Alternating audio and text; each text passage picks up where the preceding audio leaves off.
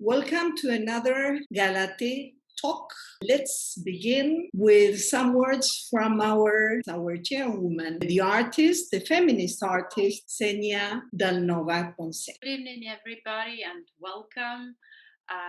This is our first talk of Spring Summer Session 2021, and we're featuring today Chelo ALVAREZ-STEHLE, her incredible work. She's a journalist and filmmaker, Spanish-American, and she worked in order to protect women from trafficking and sexual abuse, and she made a film. Veronica will talk about it later, Sense of Silence. And I would like now to tell some words about our association. Association Galathees, it's a French non-profit organization, Law 1901. It's a French-Argentinian association, which I created with Veronica Pereira Carillo.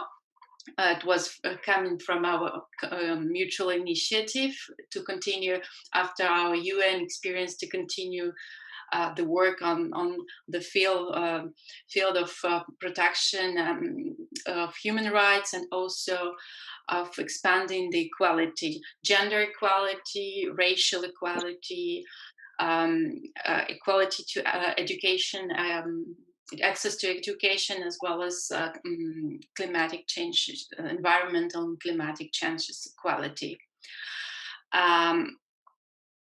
And through our artistic and cultural projects. So we're doing art exhibitions, we're doing murals, we're doing conferences and cultural talks.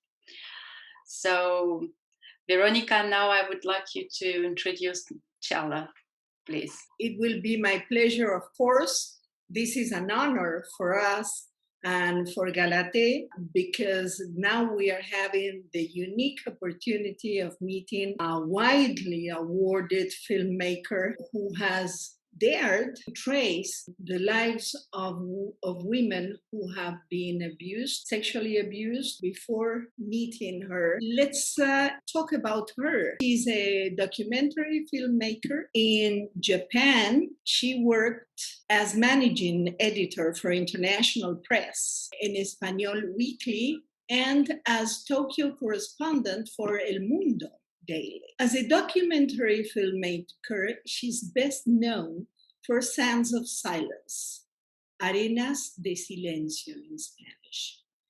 Winner of multiple awards, among them the 59th Southern California Journalism Awards by the Los Angeles Press Club for Best Feature Documentary.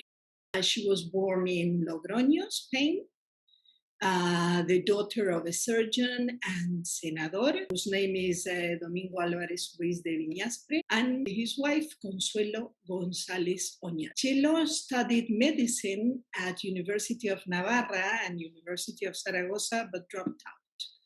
In 1991, she was awarded the EEC's Executive Training Program, ETP in Japan, fellowship, and moved to Tokyo. She then worked for NHK Enterprises in the development of documentary films and as managing editor of International Press in Espanol, Japan's first Spanish weekly, as we all know. In 1994, she became Tokyo's correspondent for Spain's El Mundo Daily. In 1995, Chelo moved to California, settling in Malibu, and continued to contribute to El Mundo and other media outlets such as Geo and Planeta Humano, specializing in social and women's issues. In 2002, she became an American Translators Association certified translation, English into Spanish. She has worked as a translator and a copy editor to support her creative work. Her book translation and editing includes museum guides for the J. Paul Getty Museum and the Philadelphia Museum of Art. In 2005, she edited the Spanish edition of Memory and Identity, Conversations at the Dawn of a Millennium, Pope John Paul II, Rizzoli. In 2003, Canal Plus, Spanish satellite broadcasting company, turned her first reportage on child trafficking in the Himalayas for Planeta Humano magazine into the documentary film Teen Girls, Niñas de Hojalata, 2003, for which Alvarez-Stehlle was interviewer, assistant director, and consultant. In 2006, Alvarez-Stehlle produced and directed The Power of Two, a short documentary on Cubans' thirst for inner peace, which has been distributed in over 30 countries. In 2009, she produced and directed Sold in America, a modern-day tale of sex slavery, a short documentary on sex trafficking that premiered at the Montreal Human Rights Film Festival.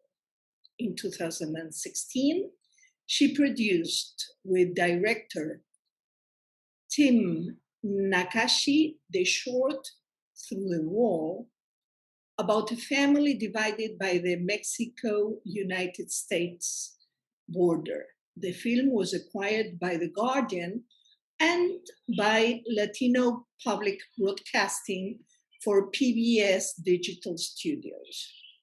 It won the award for Best Web Series at the 31st Imagen Award, as well as Social Impact Media Award.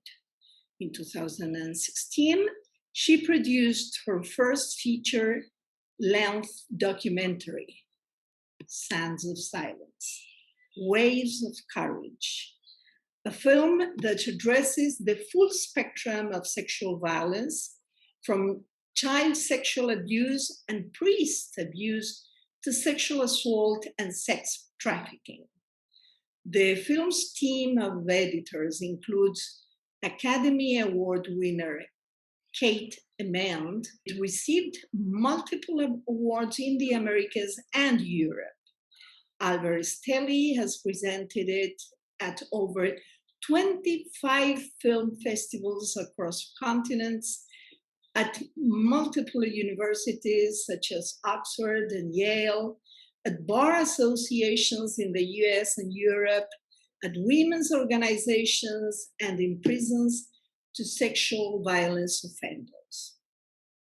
Alvarez-Stehle's 2017 documentary about sex trafficking and exploitation, Sands of Silence, was her first feature-length film.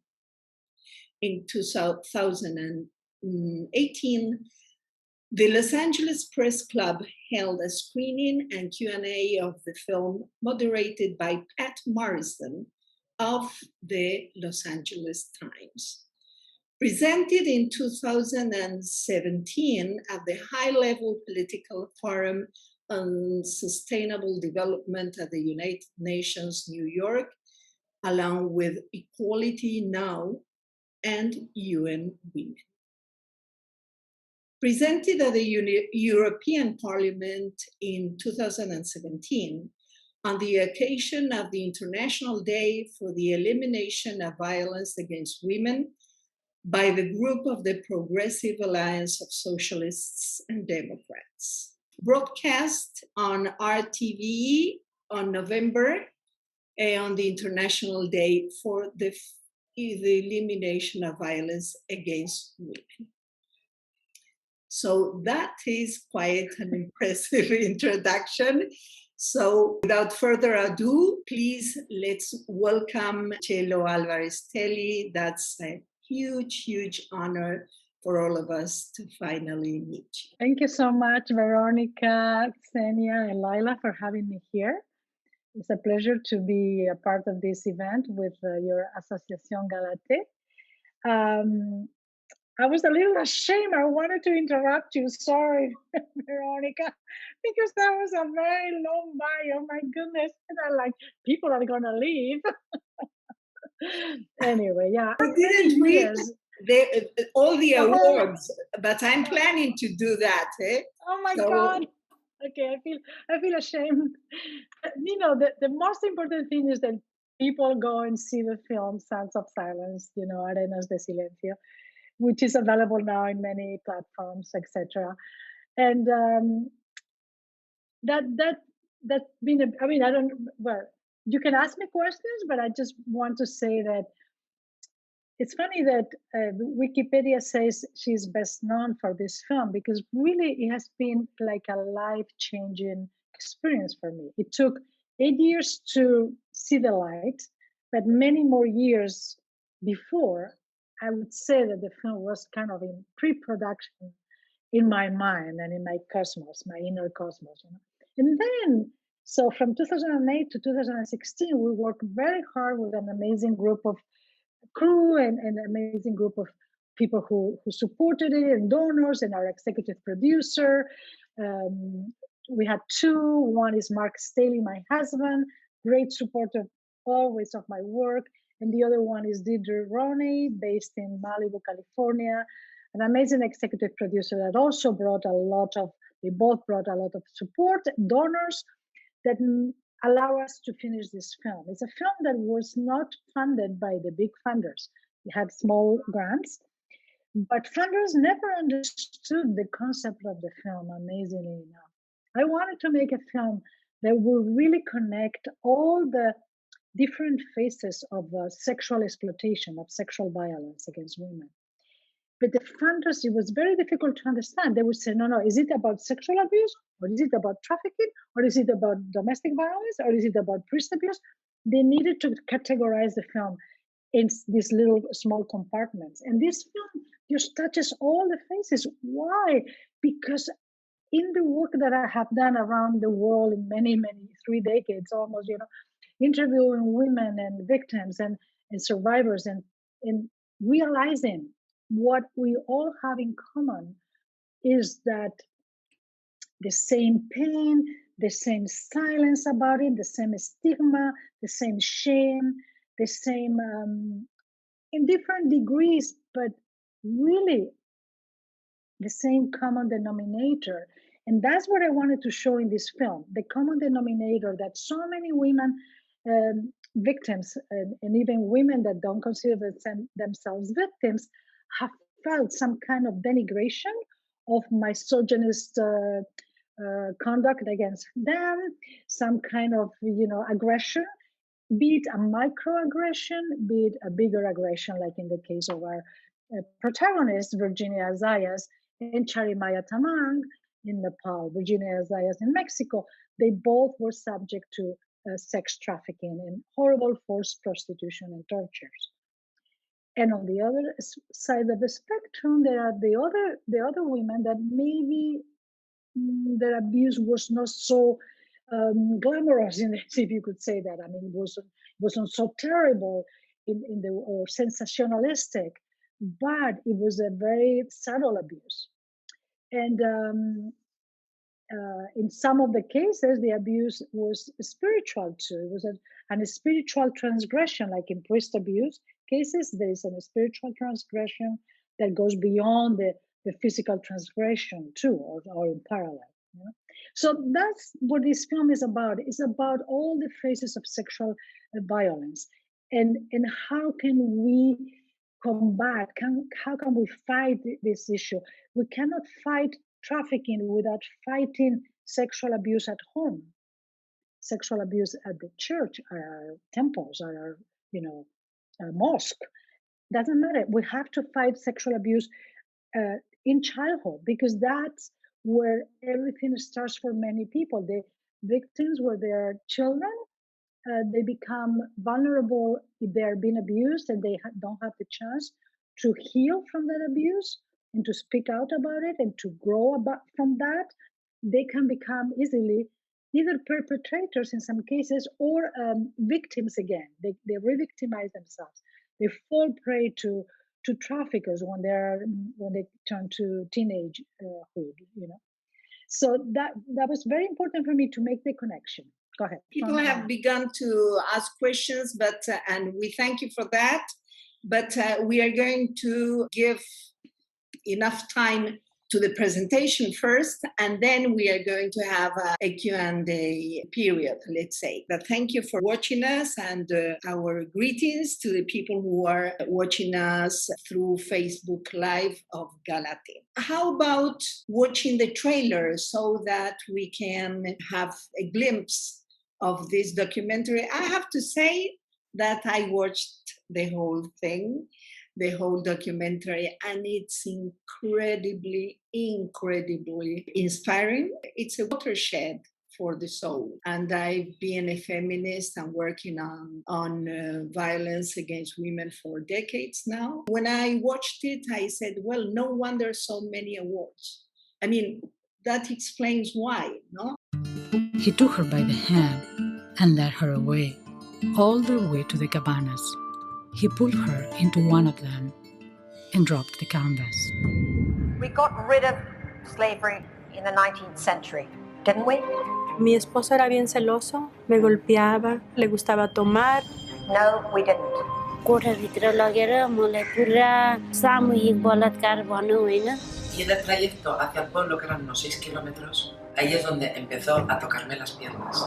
My mom was raped and she had me. Nos ponían a bailar desnudas y para mí eso era bien duro porque eso era el enfoque de todo mi sufrimiento, que me estuvieran prostituyendo. Yo fui violada, fue mi primer relación, me quedé en silencio muchísimos años. You'll be surprised to receive this letter. You were very close to our family, but you never knew the journey I embarked on. Solo recuerdo un silencio sordo, como si hubiese percibido el eco de los gritos ahogados de mi hermana. No sé, yo reconozco que pasó eso y que a muchas personas, a muchas mujeres les ha pasado mucho más grave, que habrá influido mucho más en su vida. Por eso a papá le daba pavor poder hablar de esto naturalmente en una familia, que es lo más estupendo que nos puede pasar a todos. ¿Hasta dónde llegó mi ignorancia? También nunca me dijeron que hayan abusado de ellas. Yo tenía una mamá que a mí me educó a callar, tener esos principios de los abuelitos. El documental me ha llevado a mí misma a decir la hora de la verdad, ahora me tengo que desnudar yo. Lo que hiciste tú es algo que se reconoce, porque otra niña en tu lugar se hubiera callado. Me siento preparada y lo puedo contar a todos. Y si con esto ayudo, pues a las mujeres, pues fenomenal. My travels around the world as a journalist have taken me into the hearts of women who've mended their wounds by speaking up. Their echo is creating waves of courage.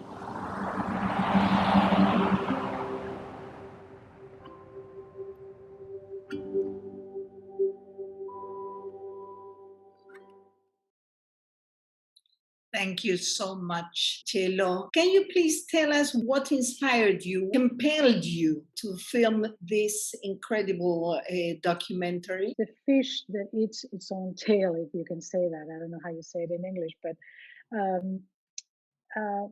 I was pushed, I was driven to search these stories, first as a journalist, then as a documentary filmmaker, all my life. And if I wasn't looking for them, they were coming to me, and people were coming to me telling me their stories. So at one point, after having worked for 15 years, searching this type of stories of survival, of women's rights, of sexual violence, etc., etc., I decided, okay, I'm going to do my own film, because I had been working on films for other people too. So I want to do my own documentary, because this issue is so close to my soul. I didn't know at the time why, the reason why I felt this. Because I didn't go to film school, and I didn't go to journalism school. I'm a totally self-made woman. And But I said, I have to do it myself. I have to produce it myself. I have to direct it because I want to tell something about this matter that I have been, exploring and analyzing in the souls of the women that have opened their hearts to me, not in the books, but on the ground, in so many continents, etc. So I decided to start a documentary on trafficking and of 3 types of trafficking: sex trafficking, labor trafficking, and bride marriage. When that happened, I interviewed several women and survivors, and we started working with them and editing, etc. But many of them had second thoughts and no, I'm scared, I'm afraid, I don't want my story to go out, I feel someone is going to come after me. So they left. In the end, the only one that was staying was really Virginia Isaias, and also Charimaya Tamam in Nepal. So I decided to focus on both of them, but especially on the figure of Virginia Isaias and her daughter, that they both were kidnapped by a trafficking ring in Mexico. And when that happened, I was happily just following her story, following how, seeing how her daughter was growing up. She grew up. It was during the 8 years of the film. She was a little pre-teenager, and then she became a 21-year-old college student, etc.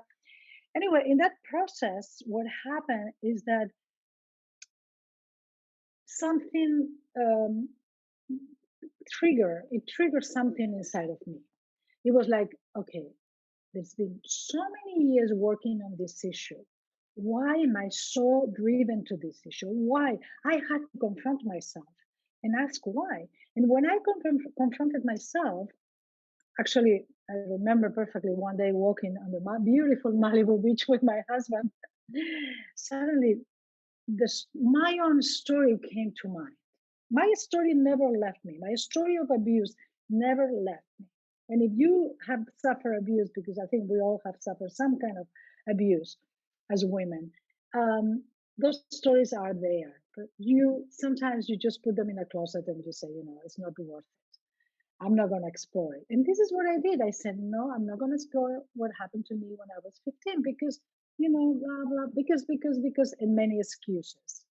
Because you're scared, you don't dare. But when I was talking to my husband, he looks at me and says, but that was abuse. What do you mean? And I was like, you're right. I felt ashamed because, I was a grown-up woman working on the issue for many years. And finally, that confronted me. My husband has that quality that he confronts me. He knows how to push me. And he was like, he's right. I had to admit it. It's like, and I'm working with all these women and pushing everyone to tell their stories because if you tell me your story, we're going to change this. I'm cheating them. I'm not telling the truth. If I am not jumping into the pool myself and say, hey, me too. And it's funny because my film, was released in 2016, a year before the Me Too movement. And if you look at the trailer, at the end of the trailer, I said, I have to also get naked with my own truth here. And that was totally like a year before the Me Too. So I thought, well, this film was a precursor of Me Too because I had that vision that yes, I have to speak truth. I cannot just go. To have the luxury of a reporter who goes around the world taking those stories, rolling the stories to the victims. I felt bad. I felt like I had a responsibility to me too, tell them my story and share it with the world. It wasn't easy at all, and that's another story. But that's how it started, And also when I decided to put my sister's story in the film, and I went to show her the video, the trailer, the first trailer that we did, and see how she felt about it, whether I could continue with her story. She said, no, continue with just the trailer and when we were little, but I don't want to be in the film. But then I started confronting her, thinking, oh, you're always in denial. You're always in denial. And then that came back to me saying, well, you are in denial too, You're not being truthful. And that's how finally, thanks to wonderful editors, Kate Amand and also Marla Ulloa and Maria Saiz, Jean-Philippe Bouzicault, they all felt that I needed to bring my story and put it in the film. And I went with that. Please let me mention some of the awards. In 2017, Sands of Silence won the Best Documentary Journalism Awards in South California. Also, last year, in 2020, the Sands of Silence won the first prize Malvinas in Cinema Latino in Trieste, Italy. In 2017, the best documentary in the category of humanitarian by the WIFTs in Los Angeles. One more, and we'll go back to the awards. I think that when an act of courage, of moral courage, and of humanitarian courage of this quality is done and it has been awarded, it should be mentioned.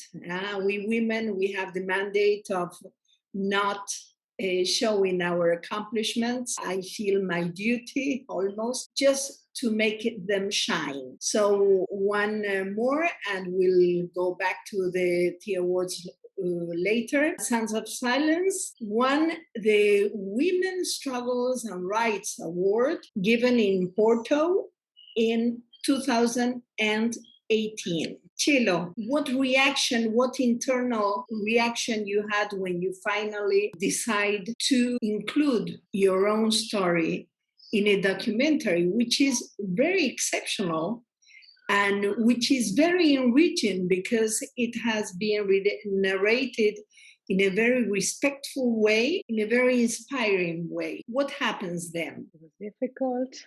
It was a very difficult moment when I decided to do that. A whole process started because when you confront your own experience of abuse, somehow that there was a wound there that had not healed because you never confronted it before. When you are addressing that wound, in a way you kind of open it up. And when you open the wound, it starts hurting somehow.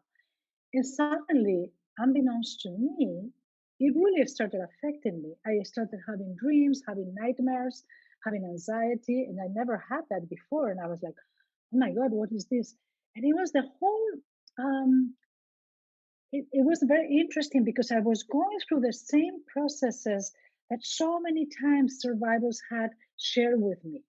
And yet I was going through that process of feeling terribly guilty for talking about my aggression and for talking about my aggressor. Terribly guilty because I felt I was betraying him because my aggressor had this kind of spiritual hold on me. And I was like going against that. It was like going almost against myself because there is like an incredible connection that the victim has with the aggressor that needs to be split, but it wasn't in my case. I realized I still had that connection because I felt like by doing this, I was going to hurt him. And I wanted to protect him, the aggressor, instead of protecting myself, protecting that little child that was there still, and the bigger child, the adult woman, So I had to go to therapy, and it was a very good experience. It was a great therapy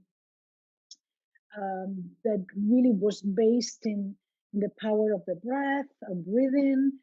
I really loved it because it allowed me to go to a place where I could process these wounds, this pain. But it was important for me to deal with that. And at the end of the day, it allowed me to free myself. Now, apart from that first 2-3 years of therapy to be able to release the film, the anxiety continued when I was going to premiere the film in Spain. The premiere was in the Festival of Malaga, and we won the award, a 13 Women's Rights Award. And they invited me to go there, and I just jumped in a plane and I went But I was like so scared that something was going to happen, that my aggressor was going to know, and then there was going to be repercussions, and I was really paranoid.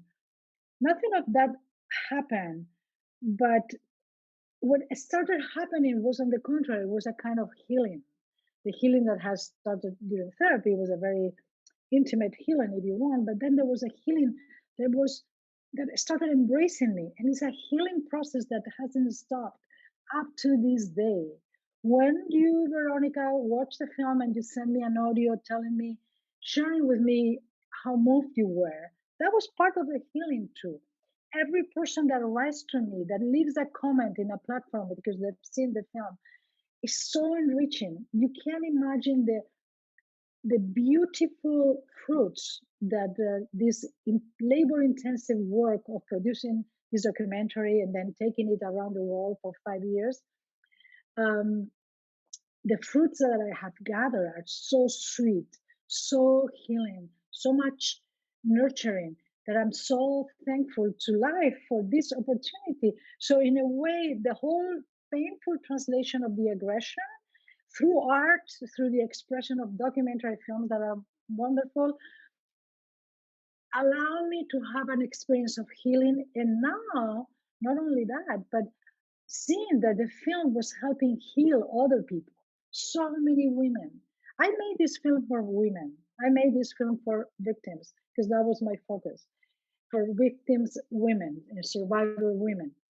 And to my surprise, what happened is that a whole new target audience, if you wish, presented itself, which was men that were victims themselves, that have suffered some kind of abuse, all men that were telling me in some Q&As after presented the film, I was a witness. When I was 15, I saw a priest abusing a child, and me and my friends would make fun of the child instead of reporting what was happening. We knew what was happening.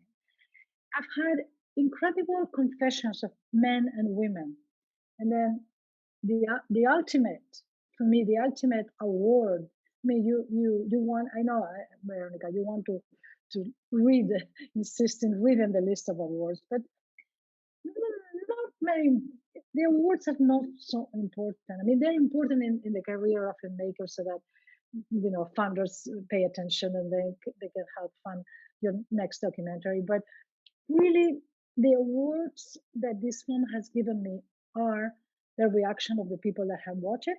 And the biggest award has been the fact that I had a chance to present it in prisons to both female and male population, but especially when some psychologists and educators in male prisons working with sexual offenders realized that this film is an incredible tool for the offenders, and they invited me to come and present it. And this happened in Spain. I've also presented it in prisons in California.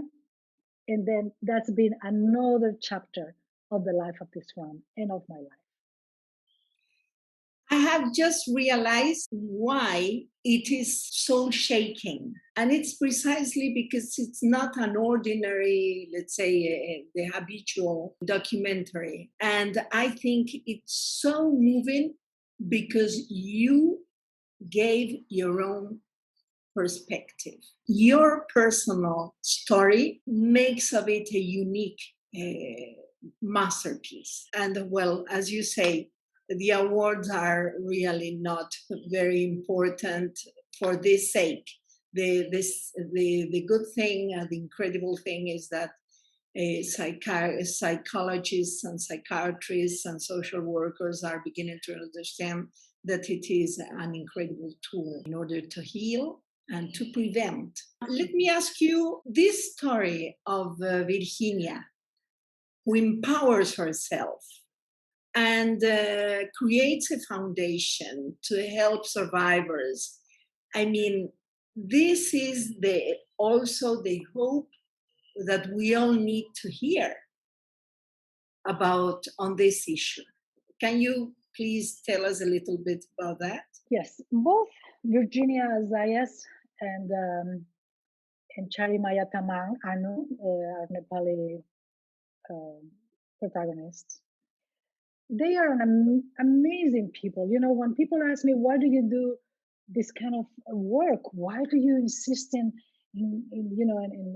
talking about and denouncing these issues? It must be so hard and so dark. And you know, when you meet people like Virginia Zayas or Anu Tamang and many others that I have met, you know, you see these people have been subject to all kinds of degradations, to the worst of the worst, the torture, the sexual torture, which is the worst kind of torture I think as a human being can suffer. And yet they have acknowledged their power. It didn't happen in one day. Of course, it's a process, and it took many years for both of them, you know. But eventually, they came out of that suffering, of that pain, that terrible pain, and found light inside of them. And that light is what inspires me. I mean, I'm a little like a vampire in a way, because when I'm with people, I'm trying to drink from their hope. And I try to take that hope and put it in the documentary or in my writings, you know, to take that hope that these people that had terrible lives still have that hope, still are holding that little light that they have in their hearts, and now they're making it a bigger light for everyone. You know, so people whose lives were really a nightmare since the beginnings, since the start, and yet now they, like Anu Tamang and Virginia Zayas, they both have become these amazing activists, advocates that are inspiring other people. Virginia Zayas, actually, in the process of the film, before finishing the film, of course, she was so inspired. I mean, at one point she wanted to leave the documentary. She didn't want to have anything to do with me in the film because she was too scared.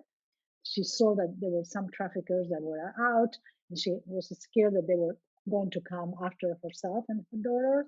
And she came to me and said, "No, Chelo, I cannot do this. They're going to come after you and your daughter too." And for 6 months, she wasn't there. I thought I didn't have a film, and that's another story. But she came back and she said, "You know, Chelo, I have realized after we went to New York to a Women's in the World summit opened by Hillary Clinton, there were many activists from around the world, and then she felt she wasn't alone, and she said, you know, it's true. You bring the story there. The conference was called Women in the World, Stories and Solutions. So she comes to me and she said, now I understand. You bring the story and I bring the solution. And she goes back to California and creates a 501c3, a nonprofit organization. She doesn't speak English. She's still all these years. Her English is very poor. She tries, but it's very poor because she lives in a Latino community. And yet she creates a nonprofit and she is day and night working. She's like a hotline. And people call her and they need all kinds of things. Oh, my child was abused, or my husband hit me, or this and that. And she refers people to the different services that are available for the community, but that many Latino people, especially migrant people, they don't know about these services. So she does a lot of work through her nonprofit Fundación de Supervivientes, Fundación de Sobrevivientes de Tráfico Humano, Human Trafficking Survivors Foundation. And so, yeah, she's a light. She's a very inspiring woman, and it's been an honor to be with her. And I've been with her. We traveled together to Europe and all around the U.S. I mean, every chance I have, I let her speak because she's a fantastic speaker. So maybe one day we can have her speaking in Spanish in one of your events. I bring the story and I bring the solution, which summarizes incredibly well the issue. There are people from Guatemala, women from Guatemala, from Jujuy in Argentina in the north. Now I'm joining from Buenos Aires.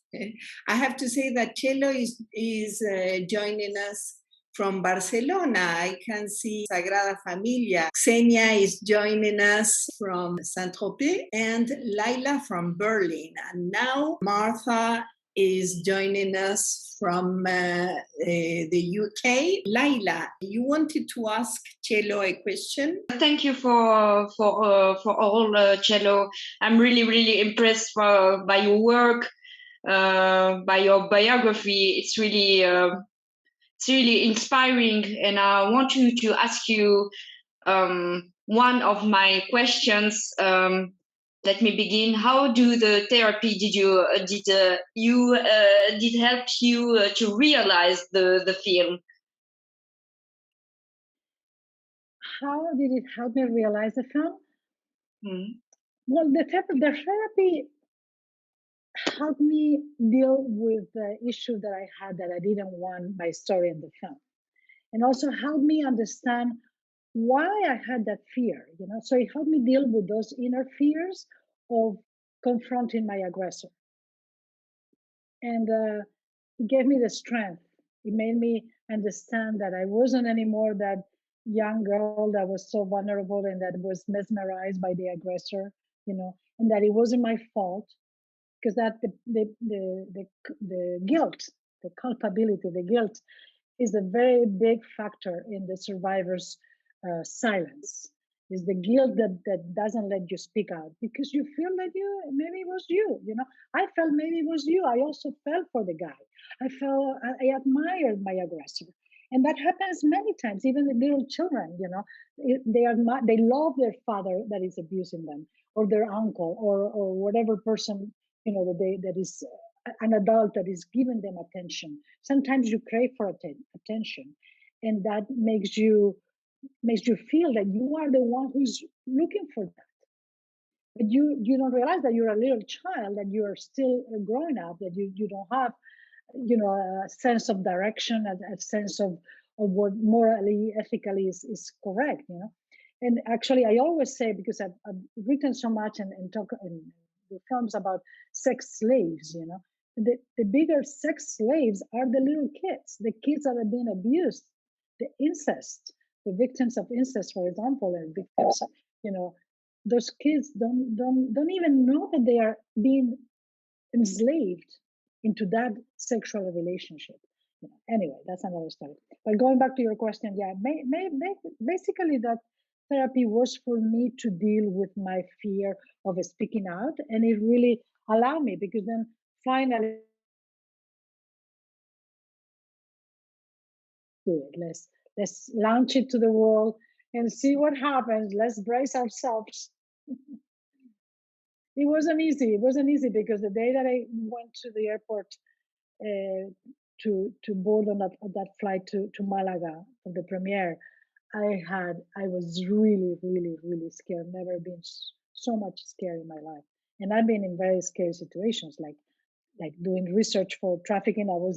I've been in the brothels of Mumbai at midnight in a van, and people, pushing the van and banging the van, and we didn't know if we were going to come alive from there. But the other fear that I had, the inner fear, was bigger. The fear of confronting my aggressor, of having this film go public, that was bigger than any of the other circumstances that I've been experienced as a journalist. Thank you, Chelo. This question comes from Guatemala. Aren't you afraid of consequences of mafias that regulate prostitution and human trafficking, etc.? Well, first of all, let me thank your friend in Guatemala. Muchísimas gracias. Oof, I'm so sorry that everything that you went through. First of all, Guatemala, Central America in general, can be a very dangerous place in certain places. Yes, I got into dangerous places, but I can't claim that I've been always in la boca del lobo, as we say in Spanish, which means in the mouth of the wolf. I've been always working with NGOs and getting through them some kind of protection. Like we were filming teen girls about trafficking in the Himalayas, and we went to Mumbai, and there we have to hire the local police to protect us. But it was an act of show, because the local police of the brothel area, of the red light district, Kamatipura in Mumbai, they are totally in cahoots with the madams of the brothels. You know, they are the ones who, the girls that escape, they apprehend them, they bring them back to the brothel, and they ask for money.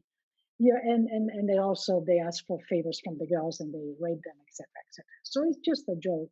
So yeah, certain places are very dangerous, but I've never, really gotten with the traffickers.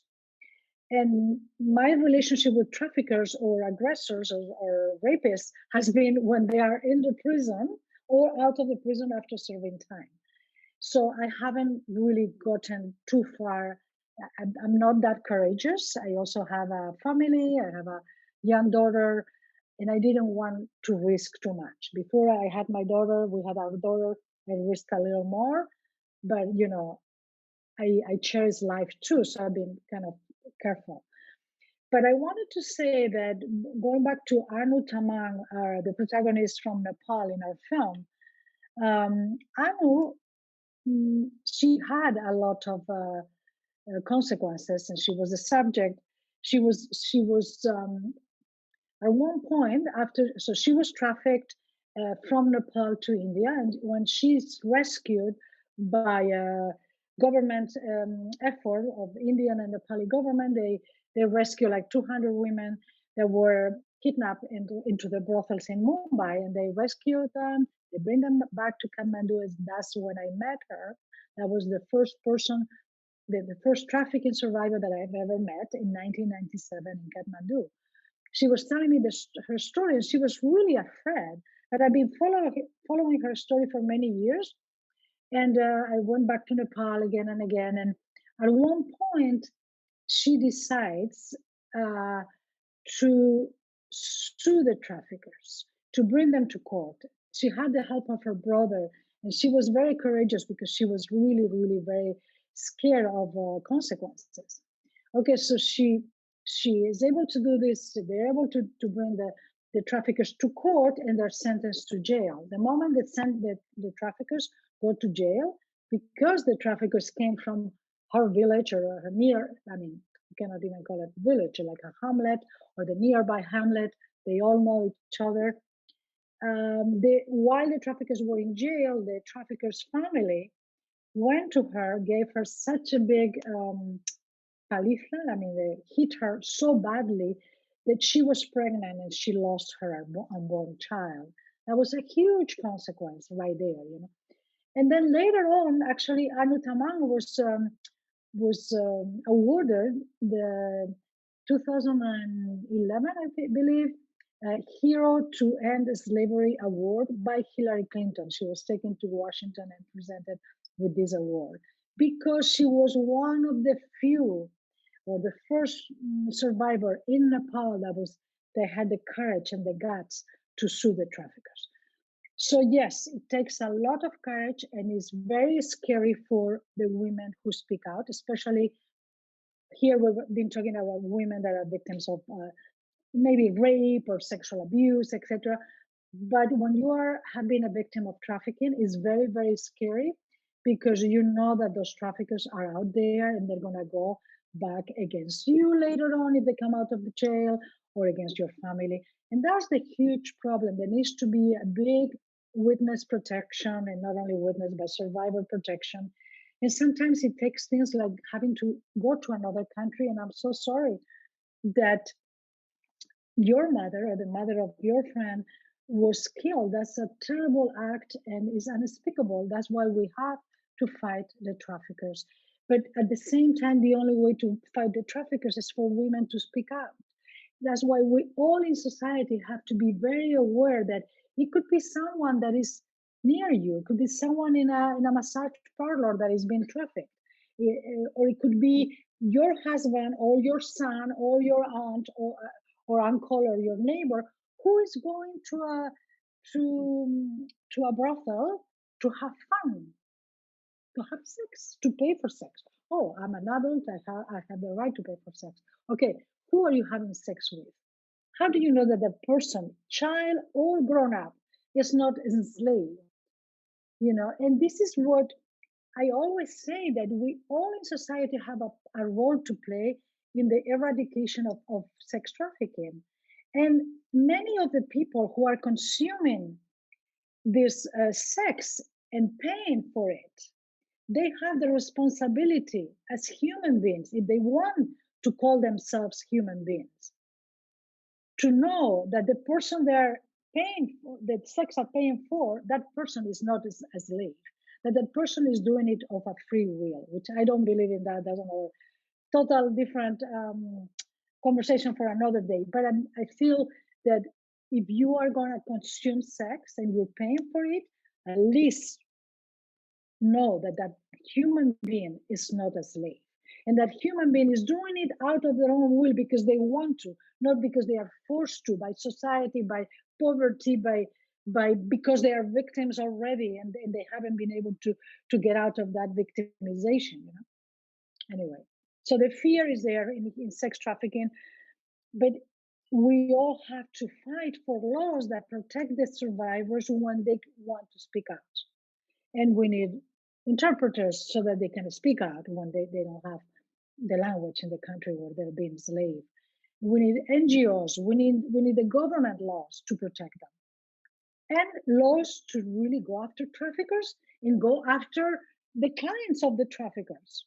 And the problem is that many times the clients of the traffickers and the clients of these girls that are enslaved are people who are in positions of power, are professionals, many of them are government officials, are policemen themselves. Anyway, it's a very difficult subject, but if the survivors can't break the silence, then this will never end. So they can do that, and at the same time, all these other elements have to come into place. We all have to play a part in this. Thank you so much, Chelo. I have another question from Guatemala as well. I have a question for you, Chelo. It will be concerning the other phase of violence and of sexual violence, the violence inside the families, violence like incest or other type of violence. When it's, for example, when you have a relationship, you have somebody who kidnapped her. It's very hard to deal, but it's not somebody from your family. But when it comes to somebody from your family, maybe a parent or another relative or close relative, sometimes people as living in denial because it's so difficult to acknowledge it, and it's so difficult to handle it that the victims, they may live for years in denial and understand or admit by therapy or by other events in their lives that they had this. Sometimes they can be abused and live in denial because it's too difficult for a brain to admit it. And once the person is out of denial, how can you, like, how it's, do you have examples how people coped with it, how they deal like with a pardon, with a forgiveness, whether they should forgive, or how they deal with this question, the question of forgiveness and the question of handling this relationship? Mm-hmm. Thank you. Thank you. Yeah, thank you, Tanya. Very, very good question. Well, two things that come to mind. The first thing is that in order for people to break the silence within the family, especially, we need to create spaces for kids, in childhood, to create spaces for them to speak. And we do that by bringing the conversation of sexual abuse and incest, etc., to the table. I mean, like in Spain, in Argentina, in France, we love to have family gatherings and family, dinners, and use that opportunity to bring that question. Oh, I saw a documentary, I read an article, or I heard that that person was abused by their father, by their uncle, by their whoever, cousin. Bring the conversation to the table and pay attention and do it in a way that you let someone talk or express. Look at the expression of your children, look at the expression, and if it's grown ups, it's the same thing. Maybe it's a grown up that has the need to express, but hasn't, hasn't had the chance yet. So create those spaces, be sensible with this subject, but make it normal, make it quotidian, make it like, stop talking about the weather and bring this issue, make it part of your daily life, family life. Don't be afraid of speaking about these issues, because that's the problem. We don't speak about this when I was growing up. It's like, you don't talk about these things, even if, no, it's okay. Well, don't talk about that. Oh, so we first have to break that social fear about talking about the issue, even if you're not a victim, that's one thing. So the other thing is that, because that may give you some clues that something is happening with this child, and sometimes a professor, also in school, teachers say, well, this child cannot concentrate, this child is doing horrible things, I think this child has ADD. No, every child has ADD, but sometimes there are other causes, deeper causes, that need to be analyzed, that need to be explored in a very sensible way. So you may want to have these conversations with your children, etc., etc. That's one thing. And then, sorry, I forgot the last part of the question, how people deal with it later, once they have broken the denial. Yeah, the forgiveness, okay. Well, forgiveness is a big, so forgiveness is a big question, and I love it because it's very difficult. The film has a section about forgiveness, and it's not a resolve section. It's not a section of the film. It's not a segment of the film that says, okay, forgiveness is this or is that. No, it's a question that is meant to. It's a segment that is meant to entice you, like to push you to think about forgiveness, because I don't even know what forgiveness is, but I've been trying to discover that in myself. There's a point in the film where my husband asked me, "Did you forgive your aggressor?" And it took me totally, unprepared. But because I don't want to spoil the film, but anyway, in my case, there was a point where I felt maybe now I can forgive him after something that happened in the film. And the reason is because I've been understanding that forgiveness is not going to your aggressor and give him a kiss in the cheek or hug him. No, it's not that type of forgiveness. The forgiveness that the victim, the survivor, needs to have happening in her life, in their lives, men and women, victims, is take that burden of the aggression out of your life, free yourself from that, put it on the lap of the aggressor, let him do the work, the repair that needs to be done, etc., etc. But you need to get that big stone that you carry in all your life, take it out. It wasn't your fault. It was not your fault. Even though you keep thinking, oh, no, it wasn't your fault. It was something that was done to you. It was an aggression that came to you and you didn't know how to deal with it. Even if you went back to that person, it wasn't your fault because you were manipulated into it. Nobody lets themselves being vulnerated on purpose.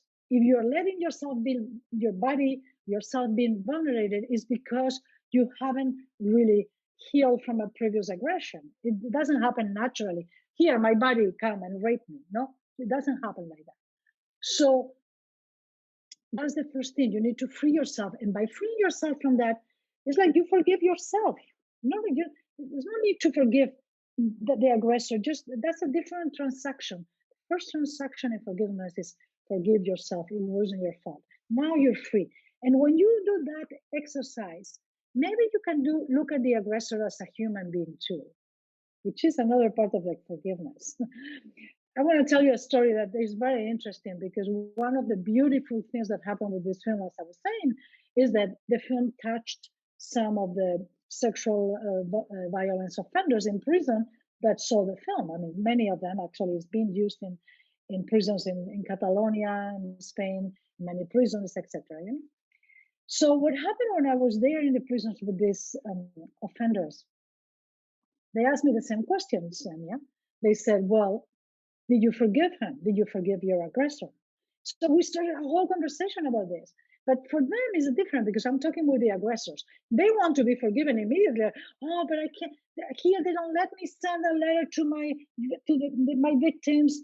And I said, no, your victims have the prerogative of saying, I don't want to receive a letter from you.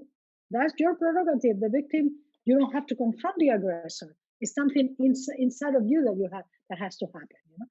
And then maybe in court, if your aggressor is still active and still, perpetrating crimes. But for these sexual aggressors, I was telling them, for you, if you want forgiveness, the first act, the first step is to start repairing. I'm not talking about forgiveness like, okay, your victims, I'm going to say, oh yeah, I'm Christian, I'm this and that. In the name of God, I'm going to forgive you. I'm not talking about that type of forgiveness. It has to be a visceral forgiveness. It has to be something like you as an aggressor, forgive yourself, if I'm allowed to say that, because they are human beings. And this is one thing I realized when I was them. They are not monsters. They have acted as monsters, but they are not monsters. The hope in humanity is there, because behind that action of a monster, there is a human being. And if we can get to those human beings, there is hope for humanity, because then those human beings can heal, can repair, can get out of that darkness where they live. Believe me, these aggressors, they live in a horrible prison within the prison. Even the ones that have never been in jail, they live in a horrible prison here. They need to be cured. They need to be healed. They need to be liberated from that huge prison. Some of them, they have mental situations, mental problems. Many of them can still get out of that prison with the proper tools that society also can hopefully give them. So anyway, for them, it was one of them came to me, one of these aggressors or offenders, I would say, came to me and he said, well, you're talking about forgiveness and about reparation, but I've been here for 8 years. Don't you think that that's enough repairing? And I had never thought about it before. And I said, no, because the reparation I'm talking about is something that you can do from your heart, from your inner soul, to repair what you have done to your victims or to any victims in the world. I'm not talking about the time that you're serving, because that's something that's like a society has put a penalty on your crime, on the action that you did. But that has nothing to do with your inner repentance or your inner growth or your inner acknowledgement of the fact. The reparation has to happen inside of you. And that was a very interesting conversation. So I hope I have answered the question of the forgiveness. And that reminds me of the case of Ali Abka, the man who shot John Paul II. The Pope forgave him publicly, but he still had to serve, the aggressor had to serve almost 20 years of jail. As you say, there is a debt towards society, and there is a debt towards victim, and of course, there is the internal process. Is there a last question? Because we are well over the time we had stipulated, but is there a last question, or can I go ahead with the question of Guatemala? I will be happy to take questions. Okay. Veronica, if you want, yes. If you want to refer the people to my website, they can send me a message and I'll reply.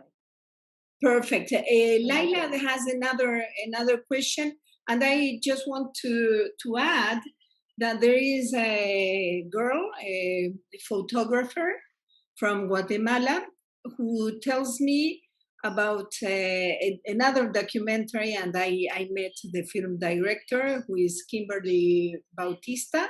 I don't know if you've heard of her. I know her. Chelo? Yes. Yeah. Yes. I know her. I know her well. Yeah, she's also in LA. Exactly.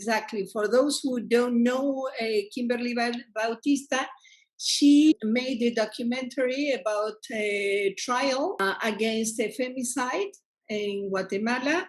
The documentary is called Justice for My Sister, and it was released on 2012. So Kimberly and Cristina Chiquin, photojournalist that covered the visual part of the documentary, they followed, and in a way, it was really a pressure for the judges, etc., that were prosecuting the criminals. The femicide. He was, at the end, sentenced to jail, but months later, there was a terrible attack.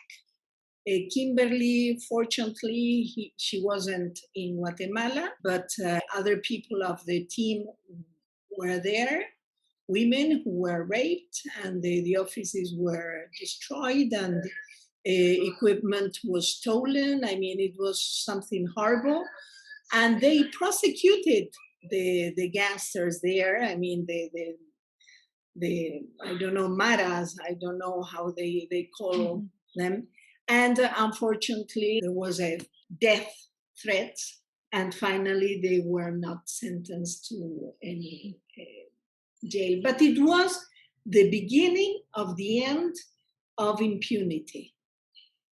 Again, as your friend Uno in Nepal, okay, there is a high price that sometimes women have to pay for breaking the silence, but it's worth a while, and it paves the way to justice to other victims. The question was if you had any consequence like that, but you have already said that fortunately it was a different case. Leila, can you please give us the last question of today's talk? Chelo, I want to ask you one more time about the title of your documentary, Sound of Silence, and my first question were: do you refer to quicksand? And the second question is Sound of Silence a guide for survivors? I don't think it's a guide for survivors, but it is an inspiration for survivors. Many survivors have felt that they wanted to speak out after seeing the film. Sounds of Silence came because the film opens with a scene of my childhood when I was in Taral near San Sebastian at the beach with my sister, and she was 9 and I was 10. And then there was a stranger took her to a cabana and abused her. And so those sounds of Spain were there. And then we had the sounds of Virginia Isaias and her daughter in California. And everything was, we were talking about sounds, the sounds of Spain, the sounds of California, and the sounds of silence, because there was a lot of silence in my family about my sister abuse since childhood. And there was a lot of silence in Virginia's life since childhood too. So that Sounds of Silence came from there. But that was the original title, the first title that we used for the film since 2008. But in 2016, when we were about to release the film, I felt we needed a subtitle. The subtitle of the film is Waves of Courage. So Sounds of Silence, Waves of Courage. And I love that the transition from the beginning, we're talking about the silence that are buried under the sands, but here now we're talking about waves, the ocean waves of courage, because there was a domino effect that took place with the film that one woman inspired another one to, by telling her story and breaking their own silence, they inspired the other woman to break their own silence. And that happened within my family, with several members of my family. And it happens with me, with Virginia and myself. Like her breaking their silence and her incredible story inspired me to break my own, etc., etc. So I love that waves of courage too. Thank you so much, Chelo. There is Marta Tárraga, who is congratulating us for this talk. She says that it's a documentary she absolutely must see. The last question of this talk will go to Xenia. I have two small questions in one. They were like more practical. So I heard that you were in contact with at least one or two ladies, victim survivors. Are you in contact with other people? So this is my first part. And the second part is, what about your plan of continuation of broadcasting your film? Okay, well, it wasn't one or two survivors. It's been many, many survivors in different continents all these years that I've been in touch with. But yes, I'm in touch with some of the survivors, the ones in the film definitely, and others in previous films too. So yeah, I love to be in touch with them because they're part of my life too now. And yeah, and the film has been broadcast on the U.S. and Canada on PBS, and they are the distributors of the film in those two countries. And then the film has been broadcast in the Spanish television, public television, RTVE, Televisión Española. And we are now talking with a distributor for possible broadcast in Latin America. And the film is also available in the US and Canada. It's available on Amazon and Apple TV. And the rest of the world is available in different platforms. It's in Vimeo in English, and in Spanish in Mujeres de Cine, and filming in Spain and Portugal, in Spanish and Portuguese. And the film is available also in Chinese and Japanese. And so, yeah, go to sandsofsilence.org or arenasdesilencio.org, and you'll find there the ways to see the film. And if you don't find it, just send me a message through the website, because I get those messages. I do everything in my work. I produce a director, and I do the impact campaign. And I mean, when you're an independent filmmaker, you do everything. But it's beautiful because this allows you to be in touch directly with the people. So anyway. That's true. Thank you so much, Chelo. Thank you so much for giving us this unique opportunity to explore this world of Sands of Silence. It's been an honor to have you in Galathees Talks. And please notice that we'll have our next Galathees Talk on the 20th of May. And we'll have Ro Ferrer, who is an illustrator. It will be in Spanish.